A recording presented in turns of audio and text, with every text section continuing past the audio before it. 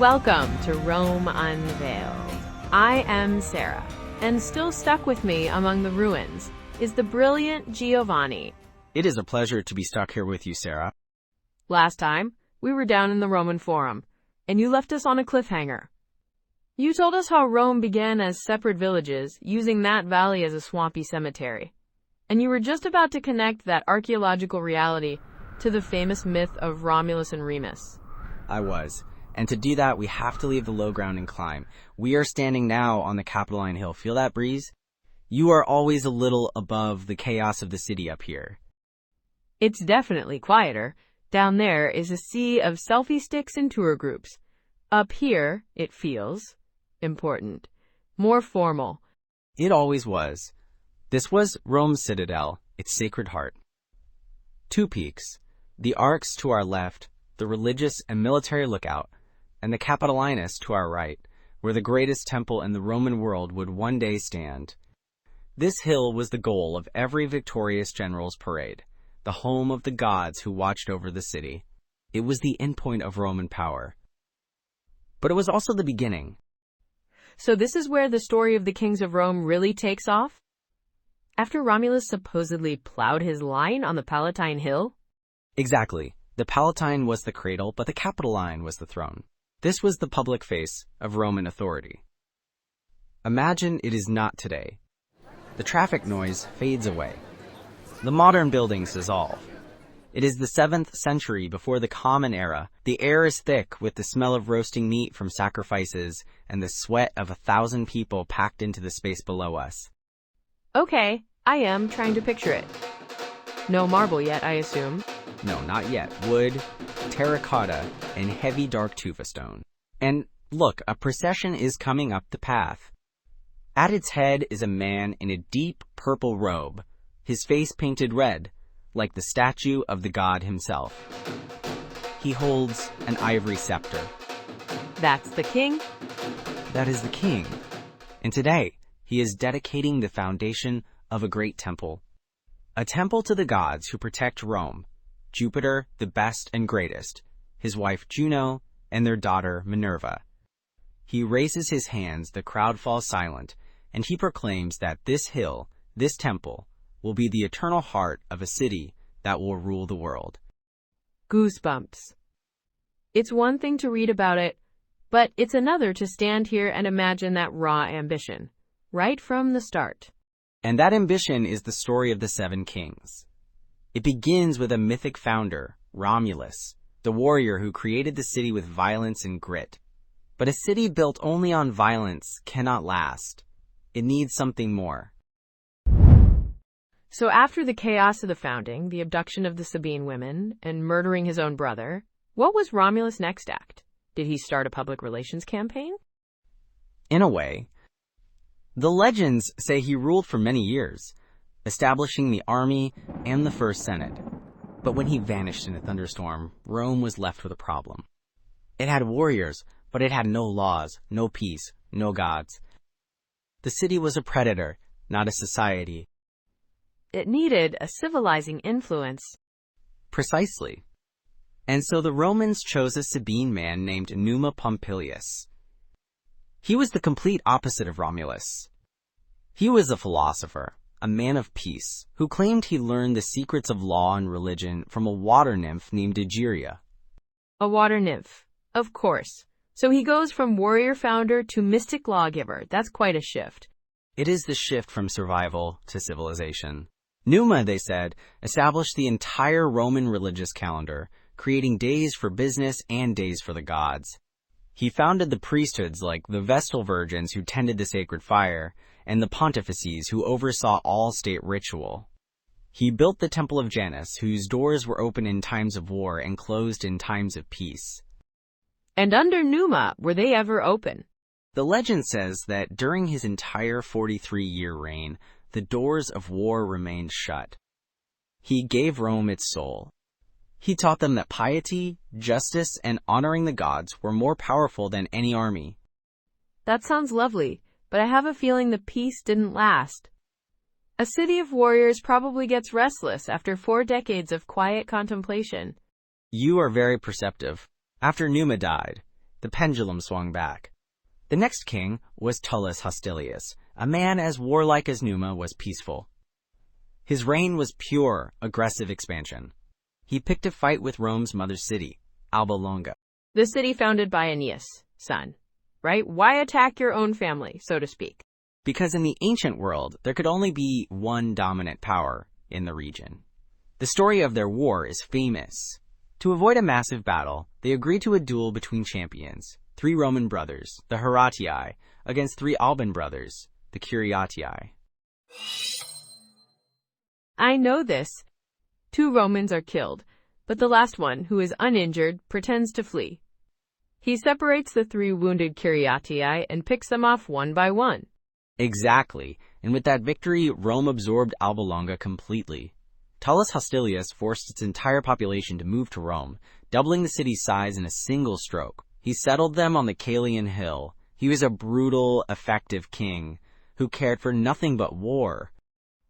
So we have the warrior, then the priest, then another warrior. It's almost like they're assembling a complete toolkit for empire. One king sharpens the spear, the next carves the altar. A perfect summary. And the 4th king, Ancus Marcus, was said to be Numa's grandson. He tried to balance the 2 extremes. He respected religion, but he was also a practical builder. He founded Rome's port city at Ostia, giving Rome access to the sea and control over the salt trade. The salt trade sounds a bit boring, but I imagine it was crucial. It was life. Salt was the ancient world's refrigerator. Controlling the Via Salaria, the salt road, was like controlling the oil pipelines today. Ancus also built the first bridge across the Tiber, the Pons Sublicius, a wooden bridge that was a masterpiece of engineering for its time. He connected Rome to the wider world. Quick note before we go further. If you want to explore these places as you listen, our companion app, Rome Audio Tour Guide Offline app, has spot-by-spot information in audio, maps, photos, and walking routes that pair with episodes like this.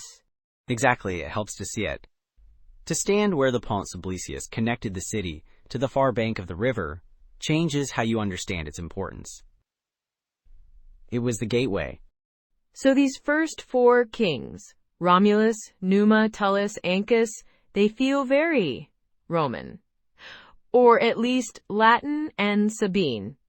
They established the city's character. What happens next? What happens next changes everything. An outsider arrives. A man with foreign money, foreign ideas, and a burning ambition that made the Romans look like sleepy villagers. The age of the shepherd kings was over. The age of the Etruscan crown was about to begin. Etruscan? So we're talking about the people from modern-day Tuscany north of Rome. I thought they were Rome's great rivals, not their kings. They were both. In the 7th and 6th centuries before the Common Era, the Etruscan civilization was the dominant force in Italy. They were master metalworkers, sailors, engineers. Their cities were rich and sophisticated, while Rome was still a collection of mud huts. And one of these Etruscans, or so the story goes, decided to make his fortune in this promising backwater town. He saw an emerging market. He saw an opportunity. His name was Lucius Tarquinius Priscus. He was supposedly the son of a Greek exile from Corinth who had settled in an Etruscan city. But because he was a foreigner, he could never hold high office there. His ambitious wife, Tanaquil, told him, "This place has no future for you. Let's go to Rome. They welcome outsiders there." The famous Roman asylum policy that Romulus started. It paid off. It did.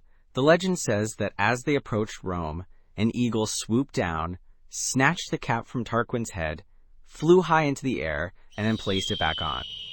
Tanaquil, who was skilled in prophecy, declared it was a sign from the gods that he was destined to be king. I love that. It's the ancient equivalent of a perfect job interview. So how did he actually get the throne? Did he just show the eagle to everyone? He used a more reliable method: money and charm. He was rich, he was generous, he was smart. He became a close advisor to the king, Ancus Marcius. When Ancus died, Tarquin sent the king's young sons away on a hunting trip and, in their absence, gave a brilliant speech to the people, convincing them to elect him as king instead. Ruthless, but effective. So what did this first Etruscan king do for Rome? Did he bring that famous Etruscan style with him? He brought Etruscan scale. He thought bigger than any Roman had before. He looked at the swampy forum, that old cemetery we talked about, and saw not a marsh but a city center. He ordered the construction of a massive drain to channel the water into the Tiber, the Cloaca Maxima, the great sewer of Rome. And that's still there, isn't it? Parts of it are still in use today. They are. It is one of the oldest monuments in Rome. By draining the forum, he created the central public space that would define the city for the next 1,000 years. He paved it and designated it as the marketplace and political heart of Rome. So he's the one who truly transformed that space from a graveyard into a downtown. Yes, and he didn't stop there. He looked at the valley between the Palatine and Aventine hills and laid out the first racetrack for chariot races, the Circus Maximus. He built the first wooden stands for spectators. He gave the Romans grand public spectacles. Bread and circuses. Right from the start. Or at least the circuses. The bread would come later. But his greatest project was right here, on this hill. He began the construction of the massive temple of Jupiter, Optimus Maximus. The temple to Jupiter, best and greatest, was a statement. A declaration that Rome's god, and therefore Rome itself, was destined for supremacy. He sounds more like a venture capitalist than a king. Draining swamps, building stadiums, launching massive branding projects. That is a very good way to put it. He imported Etruscan symbols of power, the purple toga, the ivory throne, the 12 lictors carrying the fasces. He was professionalizing the monarchy. But his ambition created enemies. The sons of Ancus Marcius, the ones he had cheated out of the throne, had not forgotten. I was wondering about them. They can't have been happy about that hunting trip. They were not. After 38 years of Tarquin's rule, they hired 2 assassins disguised as shepherds. They approached the king at the palace, pretending to have a dispute. When Tarquin turned to listen to one, the other split his head open with an axe. A brutal end. So the throne went back to the old king's family? But they underestimated his wife, the Queen Tanakiel. She was brilliant. She immediately closed the palace doors, announced that the king was only wounded and was recovering. She said that in the meantime, he had appointed his favorite, a man named Servius Tullius, to rule in his place. A classic cover-up. She bought herself time. She did more than that. She allowed Servius to consolidate his power, so that by the time she finally announced that Tarquin was dead, it was too late for the assassins, patrons. The throne had already passed to her chosen successor. The Etruscan dynasty was secure. Okay, this is an incredible story. It has prophecies, political intrigue, murder, a brilliant queen pulling the strings from behind the curtain. But it leads me to a really important question. How do we know any of this is true? Did these people actually exist? That is the million drachma question, Sarah. And the honest answer is, we do not know for sure. Wait, what? We have their names, their stories, the things they built. Are you telling me they might just be characters in a novel? Not a novel, but a national epic. Our main literary sources for this period, historians like Livy or Dionysius of Halicarnassus, were writing 500 years after the events. They were working from older records, oral traditions, and family histories, many of which were designed to glorify their ancestors. So they were piecing together a story from fragments and probably filling in the gaps with some educated guesses and a lot of patriotic flair. Exactly. Think of it like this. The stories of the kings are like a perfect, beautiful Roman vase. It tells a clear and compelling story. Archaeology, on the other hand, gives us a pile of broken pieces, shards of pottery. We can see the material, we can see the color, we can date it, but we cannot read the story on it. So what do the archaeological shards tell us about this period? They tell us that the stories, while not literally true, contain a deeper truth. Archaeology confirms that in the late 7th and 6th centuries before the Common Era, Rome underwent a dramatic transformation. We find the remains of the first paving of the Forum, right where Tarquin was said to have drained it. We find post holes for large monumental buildings on the Capitoline from that exact period. So the great projects happened, even if a king named Tarquinius Priscus wasn't the one personally signing the work orders. Precisely. We see a huge influx of Greek and Etruscan pottery, which shows that Rome was becoming a major trade hub, just as the story of Tarquin's arrival suggests. We can trace the growth of the city, the building of the first defensive walls. We cannot prove a single king existed as a specific person, but we can prove that the institutions of kingship, centralized power, large-scale public works, a more complex society, were absolutely real. So we should think of the kings not as historical figures, but as personifications of major eras of change? Numa represents the birth of Roman religion, Tarquin represents the wave of Etruscan urbanization.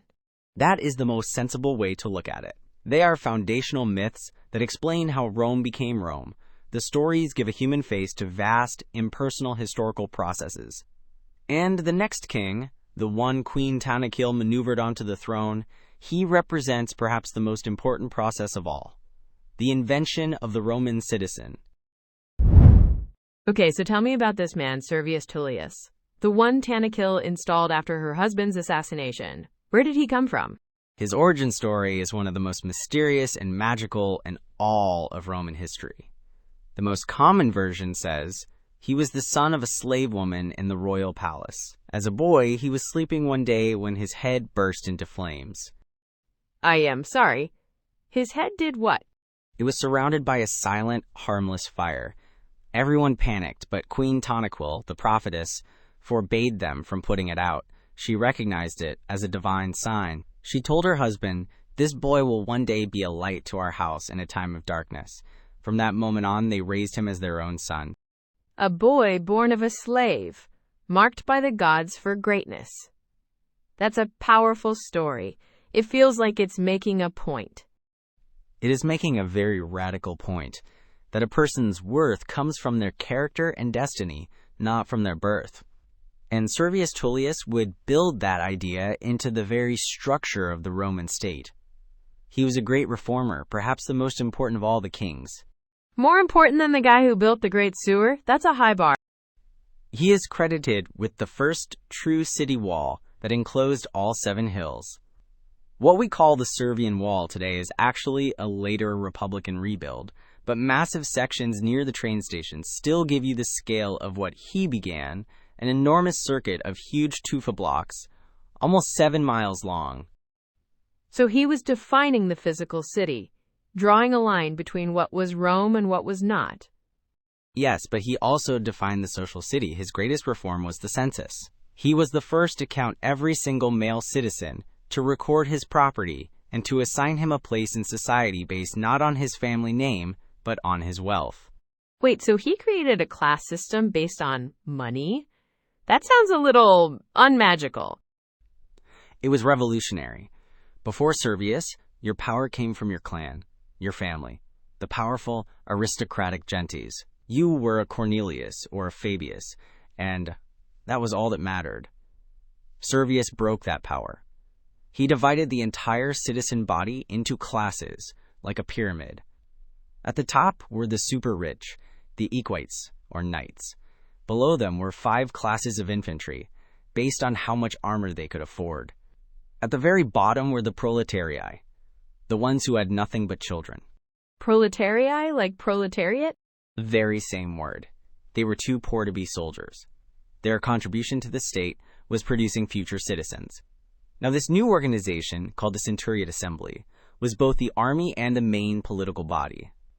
And here's the genius of it. The wealthiest centuries, the ones at the top, were smaller but had more voting power. Ah, so it's a system where the rich have more say, because they contribute more to the military. No taxation without representation, but in reverse. More contribution, more representation.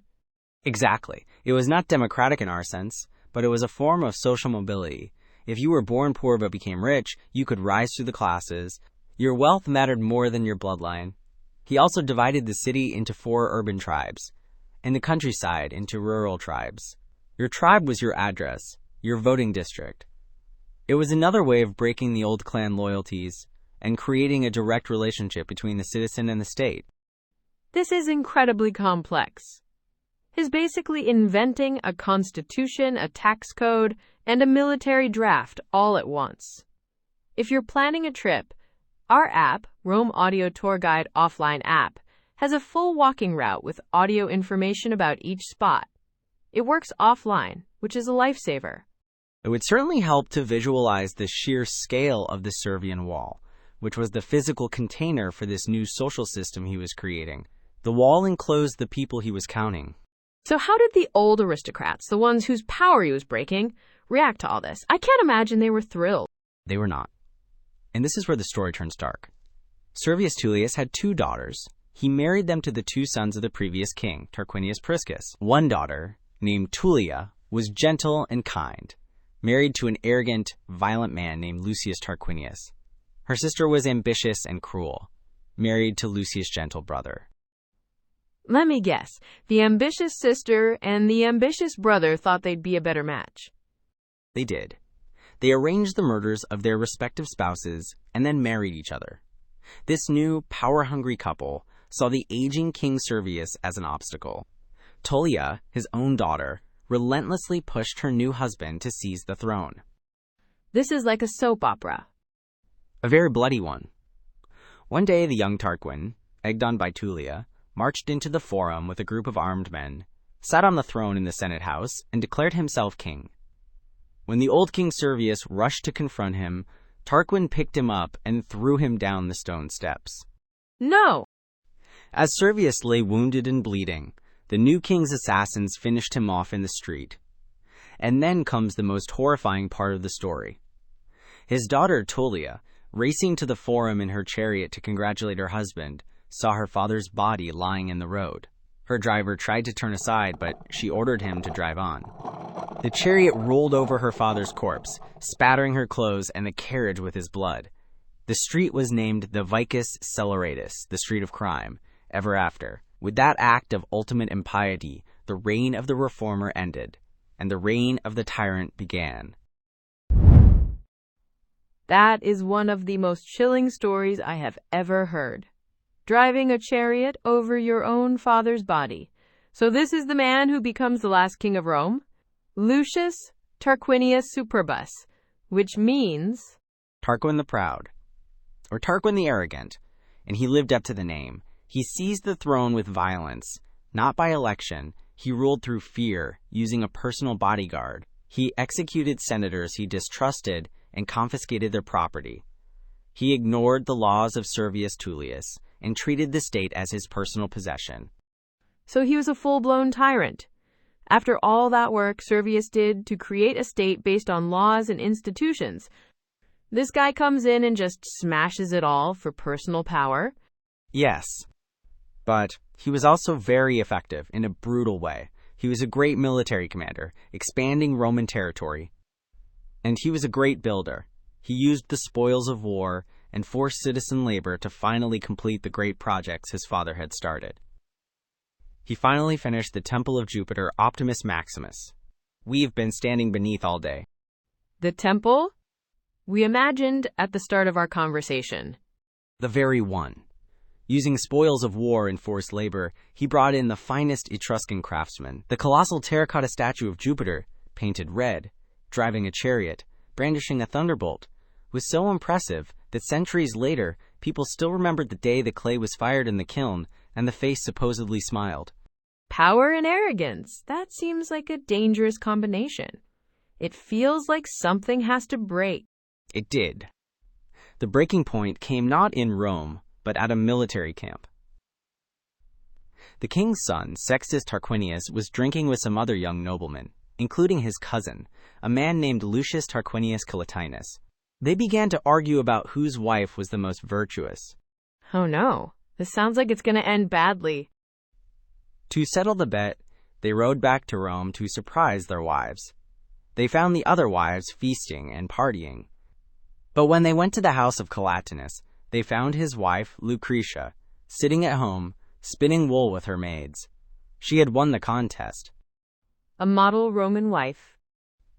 A model of virtue. But her beauty and her goodness inflamed the king's son, Sextus. A few days later, he returned to her house alone.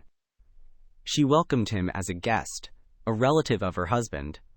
But in the middle of the night, he went to her room, held a sword to her, and threatened her. She was not afraid to die, she said.